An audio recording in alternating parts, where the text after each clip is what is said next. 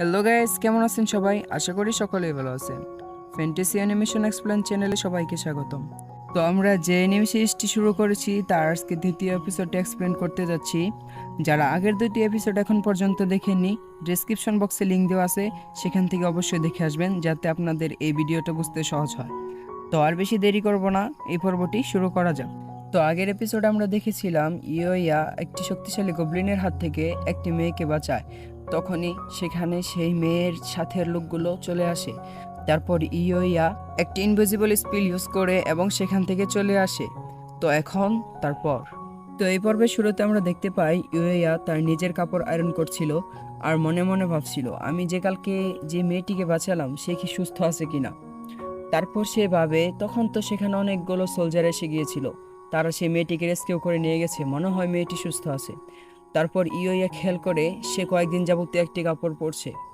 তারপর ইয়োয়া মনে মনে বলে, এই কাপড়টা আমি অন্য দুনিয়া থেকে পেয়েছি, এই কাপড়টা ময়লা হয় না, তাই বলে আমার এক কাপড় পরে প্রতিদিন থাকা যাবে না, তাহলে হয়তো মানুষজন আমাকে সন্দেহ করবে। আর ইয়োয়া কিছু কাপড় কেনার জন্য একটি শপিং মলে যায়। তখন সে লক্ষ্য করে মলে থাকা সকল মানুষজন তার দিকে তাকিয়ে আছে এবং হ্যান্ডসাম হ্যান্ডসাম বলছে। একথা শুনে ইউএর খুব খারাপ লাগতে থাকে এবং সে মনে মনে ভাবে, জলদি জলদি আমার এখান থেকে শপিং করে ফিরে যাওয়া উচিত, নয়তো বা এই মানুষজন আমাকে ডিস্টার্ব করা শুরু করবে।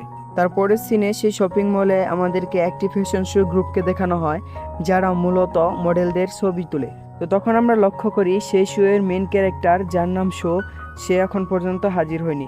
এই বিষয়টা নিয়ে সেখানকার ডিরেক্টর খুবই রাগারাগি করছিল সেই মডেলের ম্যানেজারের সাথে। তখন সেই মডেলের ম্যানেজারটি বলে, সে আমাকে বলেছিল সে অনেক জলদি এসে পড়বে, মনে হচ্ছে সে রাস্তায় আছে এবং জলদি এসে পড়বে। তখন সেই ডিরেক্টরটি অনেক রাগ করে আর বলে, এমন মানুষ আমার পছন্দ না যারা দেরি করে আসে, আর বলে মিউ অনেকক্ষণ ধরে ওয়েট করছে তার জন্য। তখন মিউ জবাব দেয় যে আমি আরও কিছুক্ষণ ওয়েট করতে পারবো, সমস্যা নেই। তখন ডিরেক্টরটি বলে, না, আমি ওকে আমার কাজেই রাখবো না, এই মল থেকে আমি কোনো একটি হ্যান্ডসাম ছেলেকে ধরে নিয়ে আসবো, তারপর তাকে দিয়ে আমি কাজ করাবো, ওকে আর আমার কাজে রাখছি না। আর অন্যদিকে আমরা দেখতে পাই ইয়োয়া খুবই কনফিউজ ছিল তার কিরকম কাপড় নেওয়া উচিত এটা ভেবে। তখনই সেখানে দুটি সুন্দরী মেয়ে আসে আর ইয়োয়াকে বলে, আপনি কি ফ্রি আছেন? আপনাকে কি আমরা কাপড় পছন্দ করতে সাহায্য করতে পারি? তখন ইয়োয়া মনে মনে ভাবে, এদের থেকে আমার পিছা সারাতে হবে, আর এমনভাবে এদেরকে বলতে হবে যাতে এদের খারাপ না লাগে। তখন ইয়োয়া তাদেরকে খুবই শান্ত মেজাজে বলে, সরি, আজকে আমি একটু বিজি আছি। আর ইয়োয়াকে এত সুন্দরভাবে মানা করতে দেখে সেই মেয়েরা একদম শক্ট হয়ে যায় আর সেখানে স্ট্যাচুর মতো দাঁড়িয়ে থাকে। আর ইয়োয়া সেখান থেকে চলে আসে। ইয়োয়া এত সুন্দরভাবে তাদের বলে যে তারা ইয়োয়ার ফ্যান হয়ে যায়, আর তারা খেয়াল করে যে ইয়োয়া সেখান থেকে চলে গিয়েছে। তারপরে সিনে আমরা দেখতে পাই ইয়োয়া এলিভেটর দিয়ে নিচে নামছিল আর তার পাশের এলিভেটরে সেই ডিরেক্টরটি ছিল। তখনই ডিরেক্টরের চোখ ইয়োয়ার উপর পড়ে আর সে বলে, আমি আমার মডেল পেয়ে গেছি। তারপর সে ডিরেক্টরটি ইয়োয়াকে বলে, তোমার কি একটু সময় হবে? আর তারপরে সিনে আমরা দেখতে পাই মিউ এবং ইয়োয়া ফটোশ্যুট করছিল। তারপর আমাদের কিছুক্ষণ আগের সিন দেখানো হয় আর সেখানে আমরা দেখতে পাই সে ডিরেক্টরটি ইয়োয়াকে বলছিল, আমাদের এখানে একটি ফটোশ্যুট গ্রুপ আছে যেখানে একটি বয়ফ্রেন্ডের রোল প্লে করতে হবে, আর আমাদের সে অ্যাক্টরটি এখন পর্যন্ত আসেনি যে বয়ফ্রেন্ডের রোল প্লে করবে, তুমি কি তার হয়ে আমাদের একটু সাহায্য করবে? তখন ইয়োয়া মানা করতে পারে না, সে রাজি হয়ে যায় এবং ফটোশ্যুট করার জন্য চলে আসে। তারপরে আমরা দেখতে পাই ইয়োয়া একটি বয়ফ্রেন্ডের রোল প্লে করছিল আর ফটোশ্যুট করছিল, তাদের ফটো অনেক সুন্দর আসছিল। আর তখন ইয়োয়া একটু নার্ভাস ফিল করছিল। তখন মিউ ইয়োয়াকে বলে, এটা তোমার প্রথমবার, এই জন্য হয়তো তোমার এমন লাগছে, চিন্তা করো না, কিছুক্ষণ পর ঠিক হয়ে যাবে। তখন ইয়োয়া খুবই লজ্জা পাচ্ছিল কারণ মিউ তার অনেক কাছে চলে এসেছিল। তখন সে ডিরেক্টর মিউকে পোজ বলতে থাকে এবং মিউ রেডি হয়ে যায় ইউএর সাথে পোজ দেওয়ার জন্য। আর এমন এমন পোজ দিতে থাকে যা ইউএর কোনোভাবেই সহ্য হচ্ছিল না। আর এখানে সিন কাট হয় আর পরে সিন আমরা অন্য রাজ্যে সেই মেয়েটিকে দেখতে পাই যাকে কালকে ইয়োয়া গবলিনদের হাত থেকে বাঁচিয়েছিল। সে বলছিল সেই ছেলেটিকে যে গতকালকে আমাকে বাঁচিয়েছিল, আমি যে তার কথা ভুলতেই পারছি না। তখন সেখানে থাকা সেনাপতি প্রিন্সেসকে বলে, আপনি হয়তো ভুল দেখেছেন, আমরা তো সেখানে কাউকে দেখতে পাইনি, হয়তো বা এটা আপনার চোখের ভুল। তখন প্রিন্সেস বলে, না, আমার ভুল হতেই পারে না, সেখানে একটি ছেলে আমাকে বাঁচিয়েছিল আর আমি আজকে সেখানে যাচ্ছি। তখন সেনাপতি প্রিন্সেসকে বলে, না, সেখানে যাওয়াটা আপনার একদমই উচিত হবে না, কারণ সেই জঙ্গলটি খুবই ভয়ানক। তখন প্রিন্সেস বলে, আমি আজকে সেখানে একা যাব না, তোমরাও আমার সাথে যাবে। তারপর আমাদের এই দুনিয়ার সিন দেখানো হয় আর আমরা দেখতে পাই মিউ এবং ইয়োয়া ফটোশুটের পরে খুবই ক্লান্ত ছিল। তখন মিউ ইয়োয়াকে একটু কফি খেতে দেয় আর মিউ ইয়োয়াকে সরি বলে, কারণ ফটোশুটের সময় ইয়োয়াকে ওইভাবে জড়িয়ে ধরার জন্য। তখন ইয়োয়া এই কথা শুনে তার মুখ থেকে কফি বেরিয়ে আসে আর তার জামা কাপড়ে লেগে যায়। তখন মিউ তার রুমালটা এগিয়ে দেয় ইয়োয়ার কফি মোছার জন্য। তখন ইয়োয়া বলে, আমার এটার কোনো দরকার নেই, আমি আমার শার্টের হাতে দিয়ে এটা মুছে নিব। তখন ইয়োয়া বলে, এইটা তো আমার শার্ট না। আর ইয়োকে এমন উল্টাপাল্টা করতে দেখে মিউ হেসে দেয়। তারপরে সিনে আমরা দেখতে পাই ইয়োয়া মিউকে বলে, মডেল হওয়া এতটা কঠিন এটা তো আমি আগে জানতাম না, তুমি তো খুবই ভালো কাজ করতে পারো আর তুমি এইসব বিষয়ে খুবই দক্ষ। তখন মিউ বলে, শুরুতে আমিও এমনটাই ছিলাম, খুবই নার্ভাস ফিল করতাম, এর জন্য লোকের মুখে আমাকে অনেক কথা শুনতে হয়েছে। এখন আমি পারফেক্টলি করতে পারি আর লোকের আমাকে পছন্দও করে। তারা মাঝে মাঝে আমাকে লেটারও লেখে আর এসব দেখে আমি খুবই অনুপ্রাণিত হই আর আমার কাজ করার মনোবল যোগায়। তখন ইয়োয়া মিউকে জিজ্ঞেস করে, তুমি মডেল হওয়ার রাস্তাটাই কেন বেছে নিয়েছো? তখন মিউ বলে, অ্যাক্টিং করা আমার স্বপ্ন ছিল, তাই আমি অ্যাক্টিং এর রাস্তাটি বেছে নিয়েছি। তখন মিউ ইয়োয়াকে বলে, শোনো ইয়োয়া, তুমি যদি জীবনে বেঁচে থাকতে চাও তাহলে মন খুলে বাঁচতে শিখো আর জীবনে অনেক আনন্দ করো। তখন ইয়োয়া মনে মনে ভাবে, আমি কি এমনটা আদৌ করতে পারবো?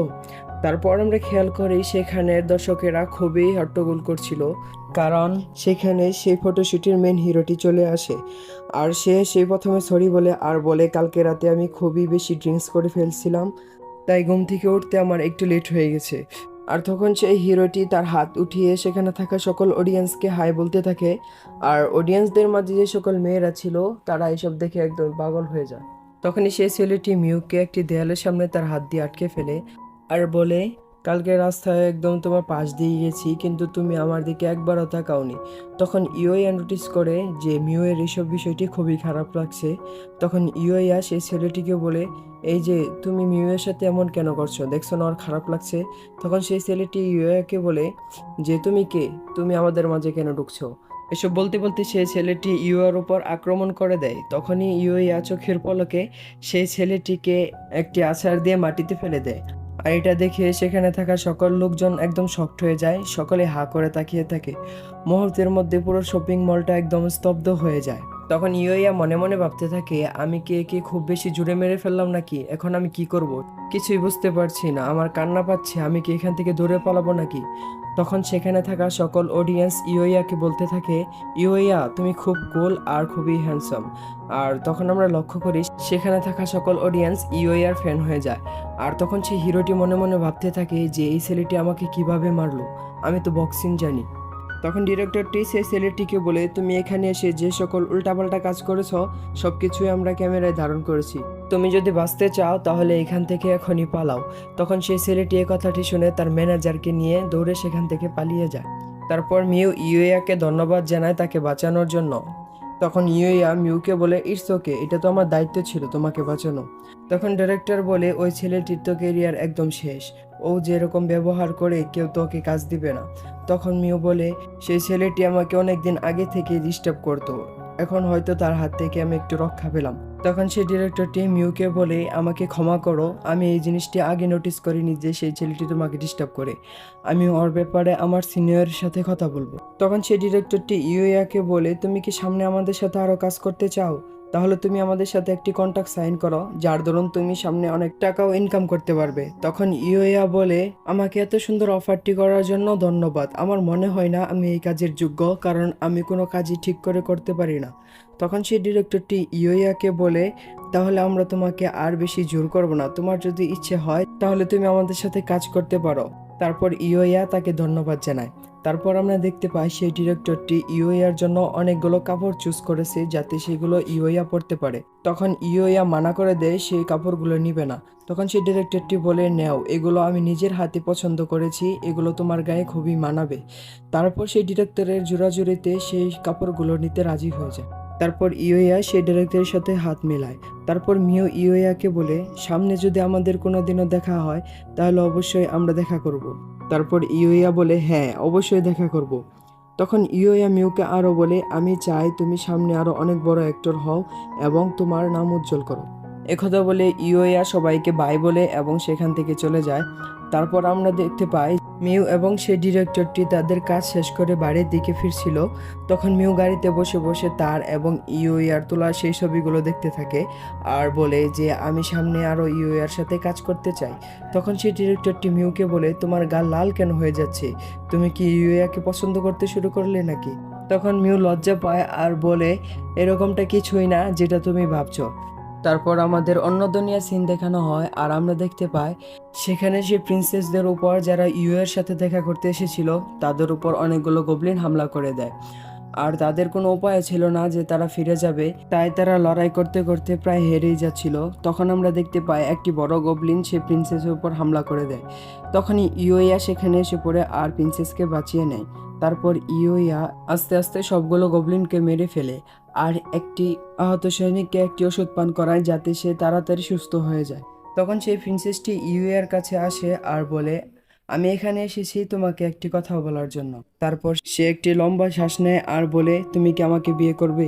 একথা শুনে ইউইয়া এবং সেখানে থাকা সকল লোকজন একদম শকড হয়ে যায়। তারপর আমাদের রিয়েল দুনিয়া দেখানো হয় আর আমরা দেখতে পাই একটি ফ্যাশন শো কোম্পানি ইউইয়া এবং মিউয়ের সেই ছবিগুলো দেখছিল আর বলছিল এতদিন যাবৎ এই ছেলেটা কোথায় ছিল, এত হ্যান্ডসাম ছেলে আমি আগে কখনো দেখিনি। তখন সে কোম্পানির সিনিয়র অফিসার বাকি কর্মচারীদেরকে বলে জলদি সেই ছেলেটিকে খোঁজো আর অন্য কোম্পানির সাথে কন্ট্রাক্ট সাইন করার আগে আমাদের কোম্পানির সাথে কন্ট্রাক্ট সাইন করাও। তারপর সেই অফিসের কর্মচারীও রাজি হয়ে যায় আর ইউয়াকে খুঁজতে চলে যায়। তারপর সে সিনিয়রটি বলতে থাকে এরকম ট্যালেন্টেড ছেলেকে তো আমি কখনোই আমার হাত ছাড়া হতে দিব না। আর এখানে এই এপিসোডটি শেষ হয়ে যায়। তো বন্ধুরা, তৃতীয় এপিসোডটি কেমন লাগলো তা অবশ্যই কমেন্টে জানাবেন। বন্ধুদের সাথে শেয়ার করতে ভুলবেন না। আমরা জলদি আসছি এর চতুর্থ পর্ব নিয়ে। ততক্ষণ পর্যন্ত সকলে ভালো থাকবেন, সুস্থ থাকবেন। আল্লাহ হাফেজ।